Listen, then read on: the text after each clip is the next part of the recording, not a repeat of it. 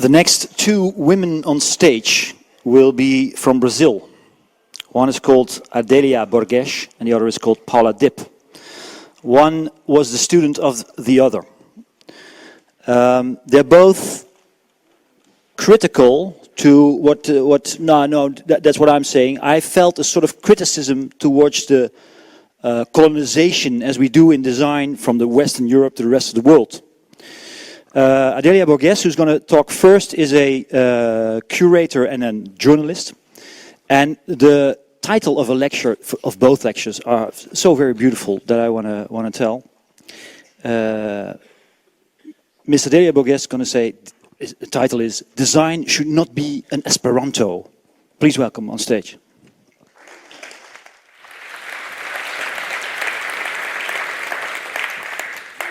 Hello, I'm very happy of being here. Thank you, Richard, for inviting me. And when Richard invited me, he asked me to open the section dedicated to access to cultures. Then I began wondering, what does it mean, access to cultures? And what we see is that mainly when we say access to cultures, we speak about this expression is usually regarded as championing the access of the poor population to culture. This view originates in a dual principle. This principle is, there is a part of the population that lacks culture, them, and another one, us, those who possess culture. I would like to invert this equation and talk here about the right all inhabitants of the world have of having their cultures recognized as such. Or, look at it from a different angle, I would like to talk about our right of access to cultures of the world in their rich polyphony and diversity. I think this will demand a big dedication on our part, as the world has been conceived up to now in a different form.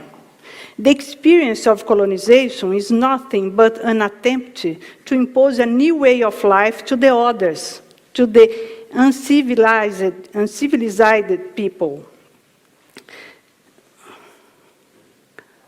This procedure is very well exposed by the great author Amadou Hampâté Bâ from Mali, who represented his country for many years at UNESCO. He says, one of the main objectives of all colonization under any sky and in any period of time has always been to start by interpreting the conquered terrain.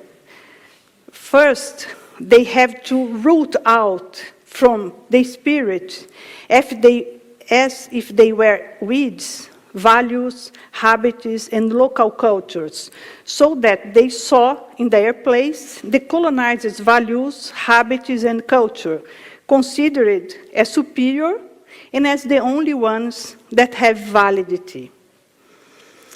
Also quoting another writer, the Italian anthropologist Massimo Canevati, those who have been colonized have had historically as their only alternative to adopt the colonizer's thought. Either you were identical, similar, or you were eliminated.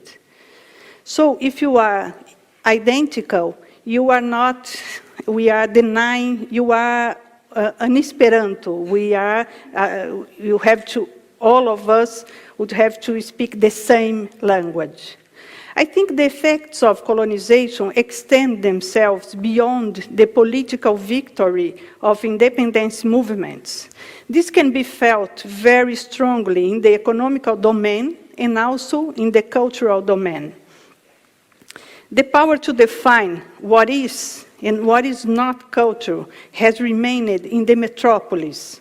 Cultural flows were unidirectional, coming from a few centers, remarkably London, Paris, and later New York as well, to the so-called periphery.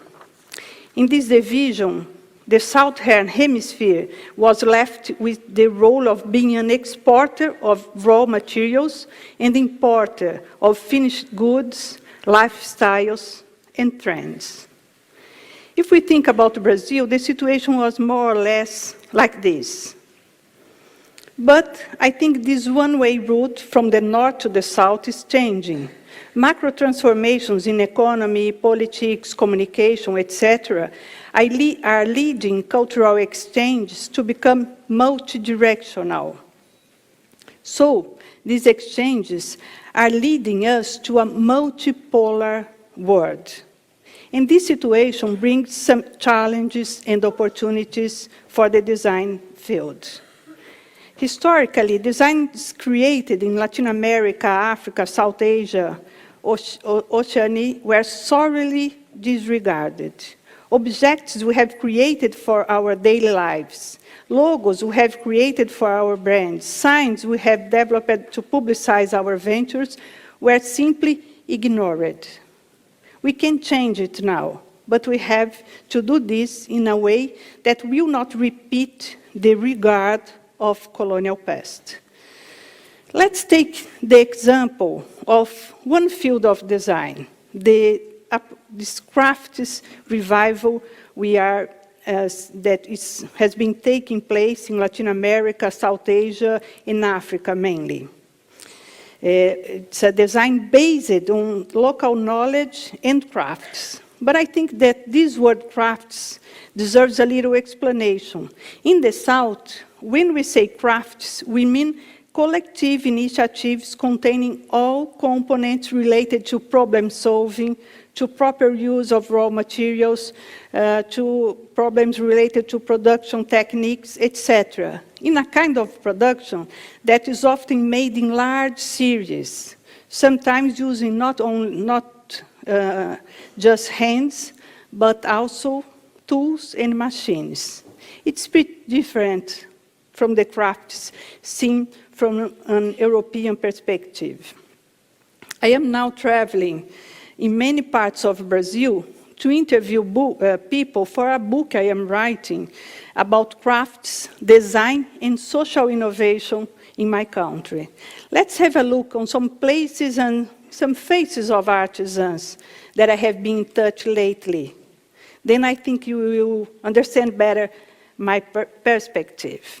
Here, one of the biggest slums in Rio de Janeiro, where this group of artisans work now for almost 30 years, doing textile stuff.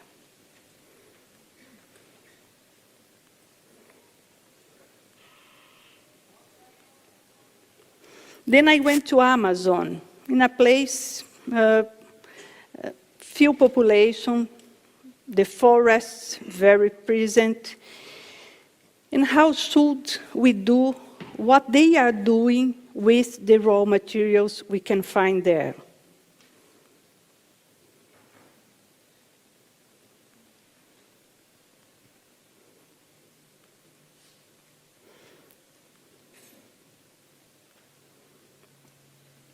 This is another location in the north part of Brazil, a very poor area, where these women made the dolls, some dolls, textile dolls. And this is another place, also in a very poor region, with this golden grass that grows in this region.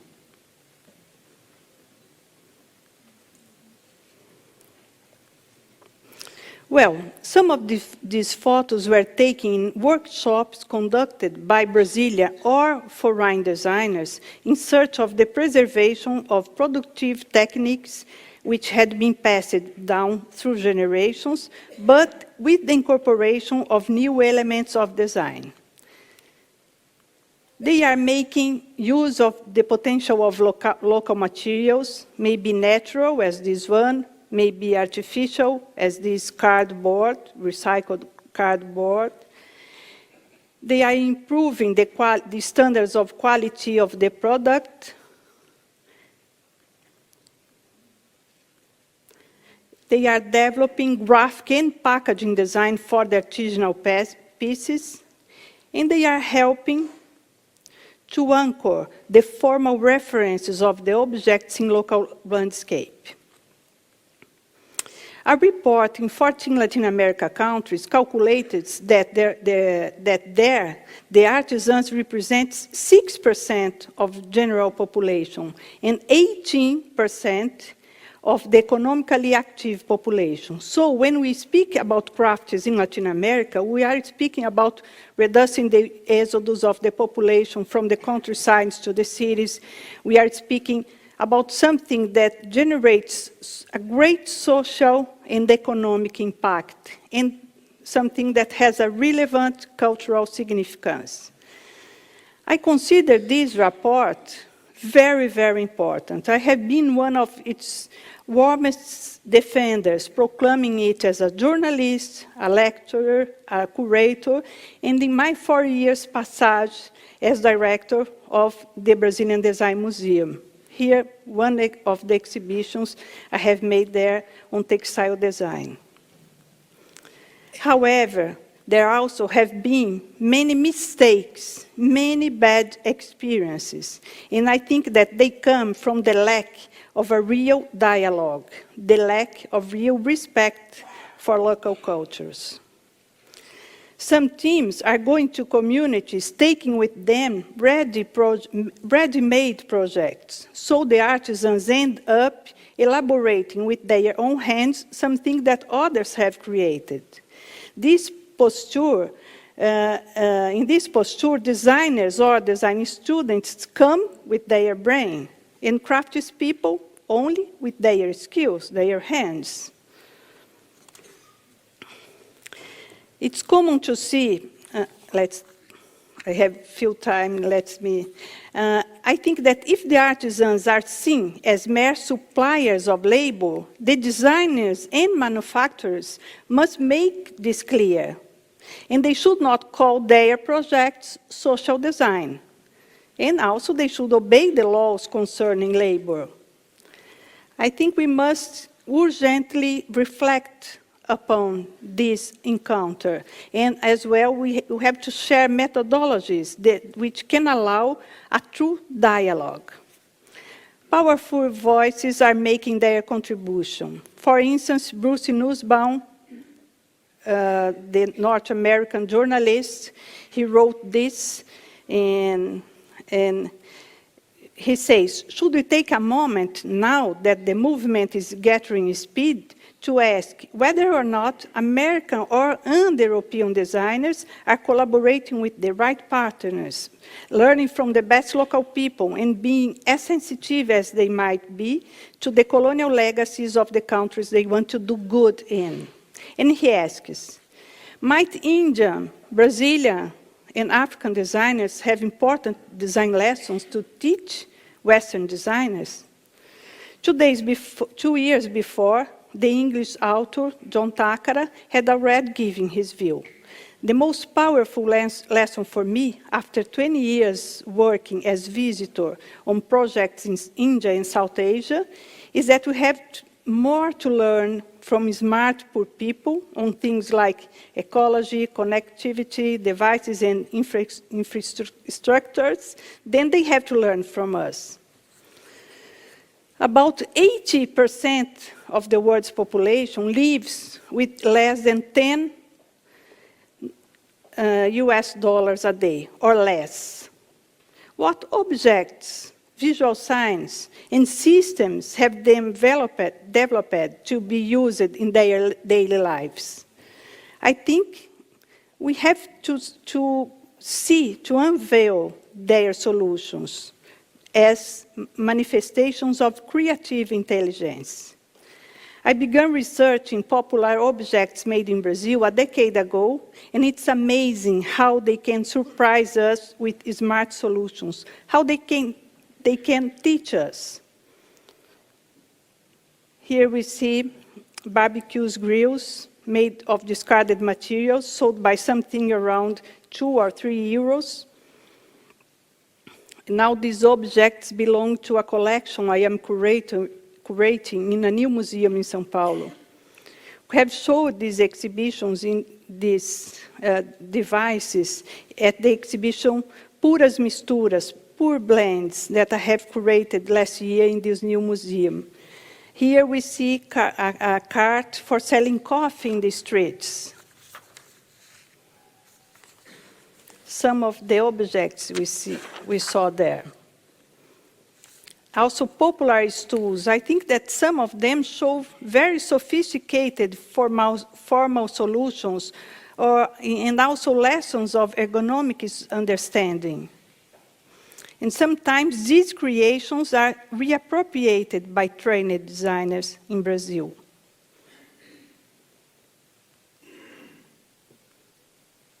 We have also a wonderful production of stools that are still today made by the indigenous peoples in the Amazon region. At this exhibition, we have mixed them all, displaying the same plane in the floor.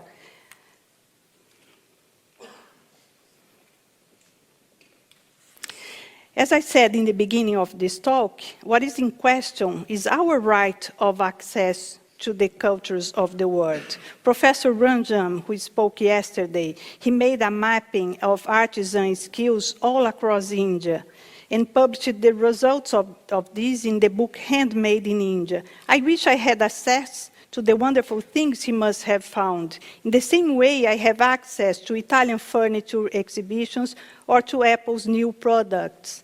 And I do not have anything against them. I do love them both. I'd like to know more about the work of groups such as Popular de Lujo from Colombia, created by 3 graphic designers to investigate, record, and publicize graphic works in the streets of Colombian cities.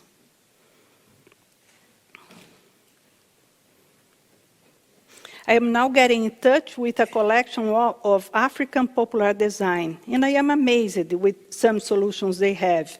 Here we see bracelets made of PVC plastic pipe from Namibia, serving scoops that reuse the aluminum and also the plastic parts of pots from Niger, and plastic utensils for saving water to wash, used to wash the hands from Senegal. I think that yesterday I was very impressed with the talk of Oliviero Toscani, and I think that maybe the main contribution he made is to show the diversity of the human being. He brought to the advertisement field, which was dominated exclusively by beautiful and young white people, he brought to this field our incredible diversity. And he does it in a way that he doesn't hide our problems, but he shows our problems, our pain, but also he shows our dreams. He shows that our world is bigger than the world where we live in our daily life. And I think that we together should do this in the design field.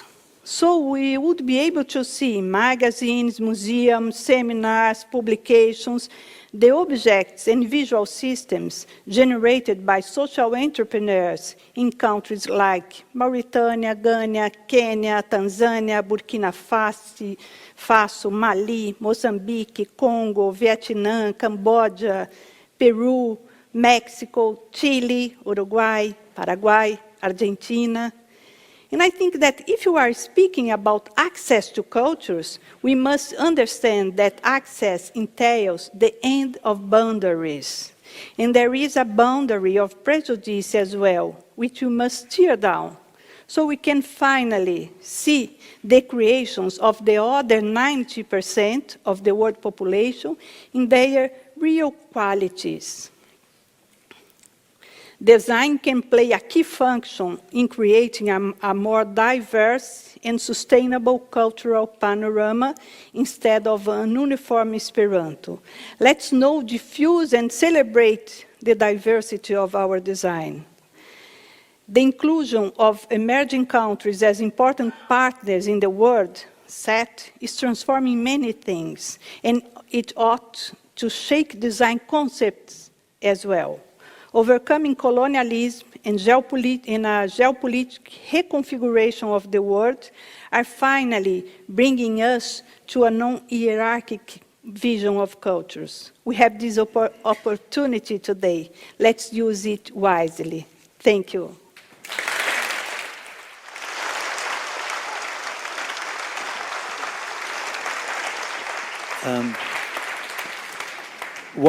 One question before I ask you to sit up here, because we have some time left. Can you name a good example of an intervention of a Western designer in a second or third world country? Something you really like? I think I would not like to point one example of bad or of good design, but what I think is that the interventions, the designers that come, they have to spend some time, they have to look, they have to have this curiosity that Michael Wolff was telling, and they have to have compassion with the people. And sometimes, what I most see is they come as they were superior. And then they took some photos of people, and then it's so nice, it's so, oh, how good, he's doing good, and so on. And I think things must go deeper. And do you think this feeling of superiority, is that something that designers have, or is it something that Western people have?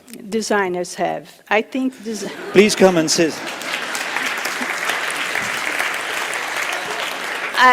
I think that trained people, because in Brazil we have trained people and we have unliterated people. And I'm not out of these people that sometimes have prejudice. And I think we have to make it in another way. We will discuss later. Please have a seat. Thank you. So I can introduce Paula Dipp. Mrs. Dipp is I didn't take my paper, excuse me. Mrs. Dipp calls herself a social designer. There she is, former student of Mrs. Borgesh, and her title of the lecture, I told both lectures had a beautiful title, I like this one as well, is called Author